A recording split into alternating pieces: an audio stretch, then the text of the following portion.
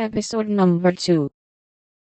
I don't believe any of you suffer as I do, cried Amy, for you don't have to go to school with impertinent girls, who plague you if you don't know your lessons, and laugh at your dresses, and label your father if he isn't rich, and insult you when your nose isn't nice.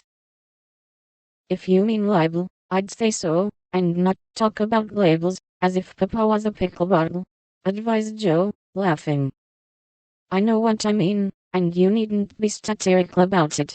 It's proper to use good words, and improve your vocabulary, returned Amy, with dignity. Don't peck at one another, children. Don't you wish we had the money Papa lost when we were little, Joe? Dear me. How happy and good we'd be, if we had no worries, said Meg, who could remember better times. You said the other day you thought we were a deal happier than the King children, for they were fighting and fretting all the time, in spite of their money. So I did, Beth. Well, I think we are. For though we do have to work, we make fun of ourselves, and are a pretty jolly set, as Joe would say. Joe does use such slang words, observed Amy, with a reproving look at the long figure stretched on the rug. Joe immediately sat up, put her hands in her pockets, and began to whistle. Don't, Joe. It's so boyish.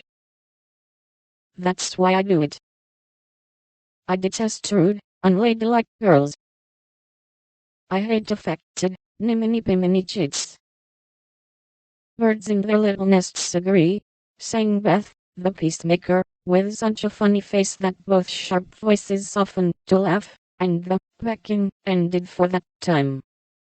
Really, girls, you are both to be blamed, said Meg, beginning to lecture in her elder sisterly fashion. You are old enough to leave off boyish tricks, and to behave better, Josephine.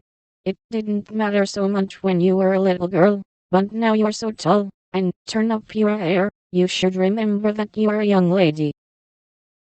I'm not.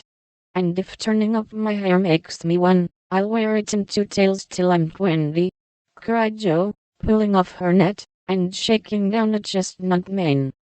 I hate to think I've got to grow up, and be Miss March, and wear long gowns, and look as prim as a China aster.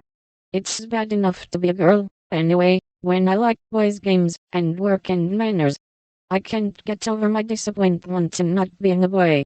And it's worse than ever now, for I'm dying to go and fight with Papa. And I can only stay home and knit, like a poky old woman. And Joe shook the blue army sock till the needles rattled like castanets, and her ball bounded across the room. Poor Joe. It's too bad, but it can't be helped. So you must try to be contented with making your name boyish, and playing brother to us girls, said Beth, stroking the rough head with a hand that all the dishwashing and dusting in the world could not make ungentle in its touch. As for you, Amy, continued Meg, you are altogether too particular and prim. Your airs are funny now, but you'll grow up an affected little goose, if you don't take care. I like your nice manners and refined ways of speaking, when you don't try to be elegant. But your absurd words are as bad as Joe's slang.